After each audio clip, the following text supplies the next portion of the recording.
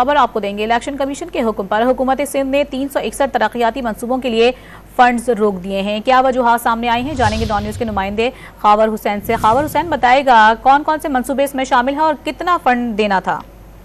Election commission of Pakistan کے حکم پر سندھ حکومت نے 361 ترقیاتی منصوبوں کے فنڈز روک دیے ہیں۔ منصوبوں پر 6 ارب 15 کروڑ روپے مختص کیے گئے تھے، جس میں سے اگست کے وسط تک 60 کروڑ روپے جاری بھی کیے گئے تھے، لیکن اب مزید رقم نہ جاری کرنے کے احکامات جاری ہوئے ہیں۔ الیکشن کمیشن نے سیکرٹری محکمہ جنرل ایڈمنسٹریشن کو ایک مراسلہ ارسال کیا ہے۔ محکمہ خزانہ نے 361 ترقیاتی منصوبوں کے لیے رقم جاری نہ کرنے کا فیصلہ کیا ہے، اور الیکشن کمیشن پہلے ہی حکم دے چکا ہے کہ نئے ترقیاتی منصوبوں پر رقم خرچ نہیں کی جائے گی۔ محکمہ خزانہ کی دستاویزات کے مطابق گھوٹکی کے 10، ٹنڈو محمد خان کے 25، سکھر کے 72، سانگھر کے 49، مٹیاری کے 38، شکارپور کے 7، لاڑکانہ کے 24، شہید بینظیر آباد کے 17، تھرپارکر کے 38، عمر کوٹ کے 18 اور جامشورو کے 31 منصوبے شامل ہیں۔